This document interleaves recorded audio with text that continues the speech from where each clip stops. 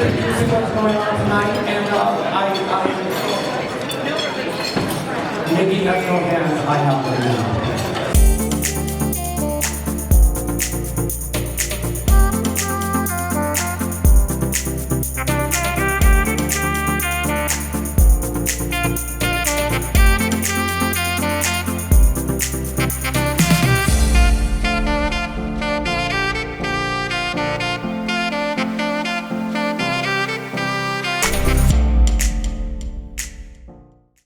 Hey everyone, I finally made it here at MACNA 2019 in Orlando, Florida, and today we're going to go down to the exhibit hall and check out everything that they have to offer. So let's go ahead and take a look.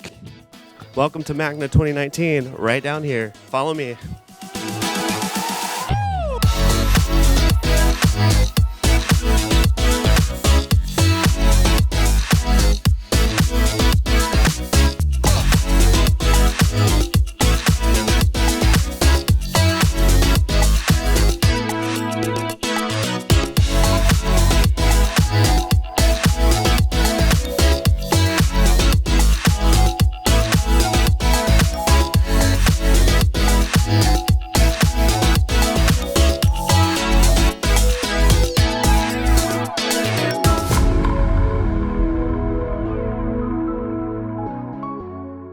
There was a lot to do and see at MACNA, and while there were a lot of giveaways, cool swag, and freebies to be had, the main focus this year was celebrating aquaculture.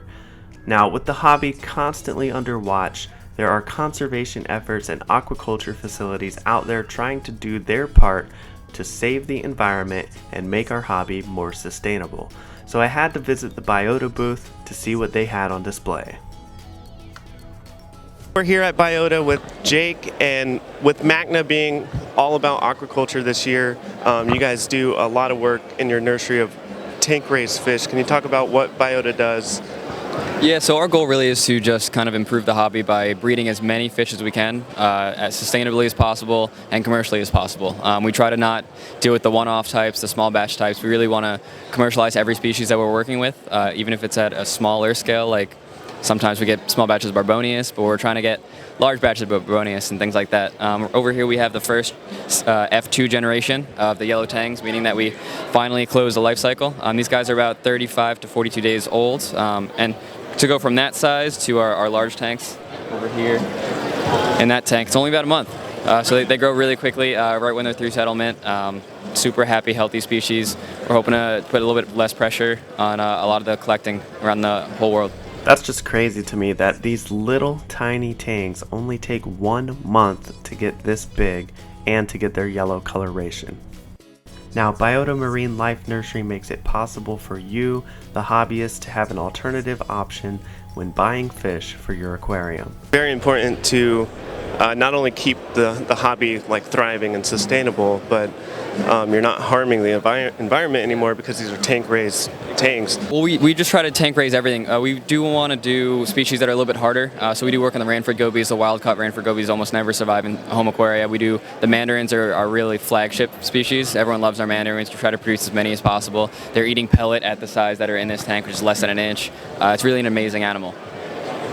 Well, MACNA here, focus on aquaculture. Jake with Biota, tank-raised yellow tanks, the second generation. Thank you so much for taking some time. Thanks for coming to MACNA. After spending some time learning more about aquaculture, I noticed Poseidon Flow Technologies, with their professional grade sumps and skimmers, had a new salinity pen, so I went over to investigate.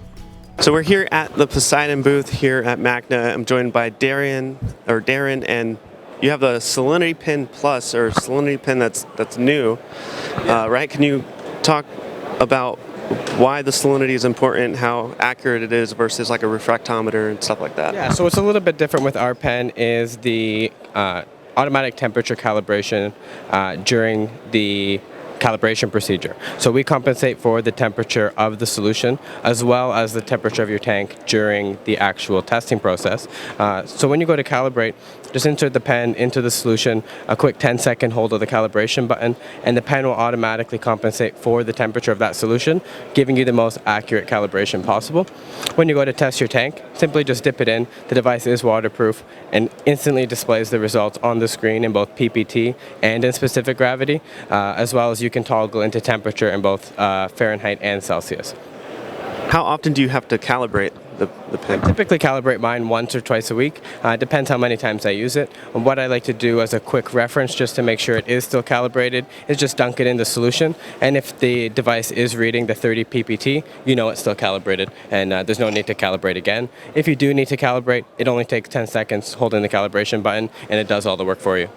Super easy, super simple. And now, for people that still have refractometers, what's the advantages of having a pen like this versus that? It's just quick and easy.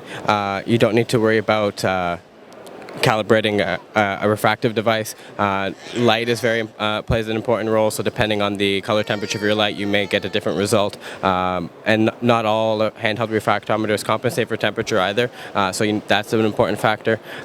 Just overall, the ease of use. Just dunk it in the tank, the results displayed, and away you go. Okay.